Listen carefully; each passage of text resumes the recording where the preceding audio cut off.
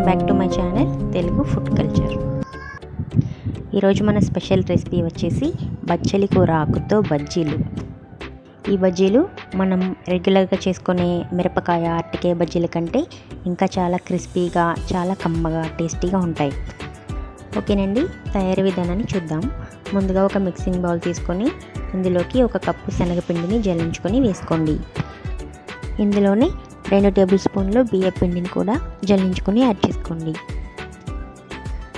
ఇప్పుడు ఇందులోనే రుచికి తగినంత ఉప్పు, 1 టీ స్పూన్ కారం, 1 టీ స్పూన్ వాము, 1 టీ స్పూన్ జీలకర్ర పొడిని యాడ్ చేసుకోవాలి. ఇవన్నీ యాడ్ చేసుకున్నాక మనం శనగపిండి తీసుకున్న కప్పుతోని 1 కప్పు నీళ్ళని కొంచెం కొంచెం యాడ్ చేసుకుంటూ బజ్జీ పిండిలాగా కలుపుకోవాలి.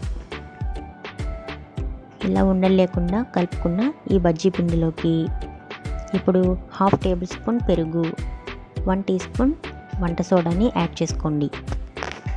పెరుగుని యాడ్ చేయడం వల్ల ఈ బజ్జీ చాలా సాఫ్ట్గా, చాలా కమ్మగా ఉంటుంది. ఇప్పుడు ఒకసారి విస్కర్ తోటి బాగా మిక్స్ చేసుకోండి. మీకు పెరుగు యాడ్ చేయడం వల్ల కొంచెం పలుచగా అయిపోయినట్టయితే ఇంకొంచెం బియ్యం పిండిని యాడ్ చేసుకోవచ్చు. నాకు ఇక్కడ కొంచెం పలుచగా అయింది, ఇంకొక 1 టేబుల్ స్పూన్ నేను యాడ్ చేశాను. ఇంకోసారి ఈ పిండిని బాగా ఒకసారి మిక్స్ చేసుకుందాం.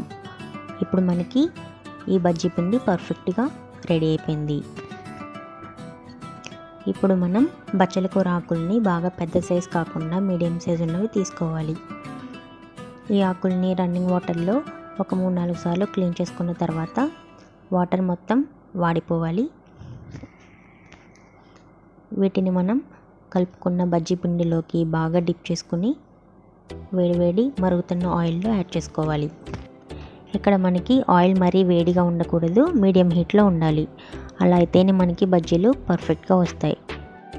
ఈ బజ్జీలు మనం ఒకేసారి ఎక్కువగా వేసుకోకూడదు, ఒక 2-3 ఆకుల్ని మాత్రమే యాడ్ చేసుకోవాలి. అలా అయితే అవి ఫ్రీగా మూవ్ అవుతూ చక్కగా ఫ్రై అవుతాయి. ఒకేసారి ఎక్కువ బజ్జీలు వేసేస్తే ఒకదానికి ఒకటి అంటుకొని పర్ఫెక్ట్గా రావు. ఇలా మనం వేసుకున్న బజ్జీలు ఒకవైపు గోల్డెన్ కలర్లోకి ఫ్రై అయిపోయిన తర్వాత ఇంకో వైపుకి తిప్పుకొని చక్కగా గోల్డెన్ కలర్ వచ్చే వరకు బాగా ఫ్రై చేసుకోవాలి. మంట మాత్రం లో టు మీడియం ఫ్లేమ్లో ఉండాలి. ఇప్పుడు మనం ఆయిల్లో వేసుకున్న ఈ బజ్జీలు ఒకవైపు పూర్తిగా గోల్డెన్ కలర్లోకి ఫ్రై అయిన తర్వాత ఇంకో వైపుకి తిప్పుకొని రెండో సైడ్ కూడా గోల్డెన్ కలర్లోకి ఫ్రై చేసుకోవాలి.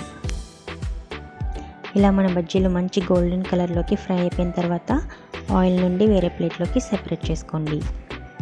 వీటిని మీరు టీ టైం స్నాక్గా ఎంజాయ్ చేయొచ్చు, లేకపోతే సాంబార్లోకి, పప్పులోకి సైడ్ డిష్గా కూడా సర్వ్ చేసుకోవచ్చు.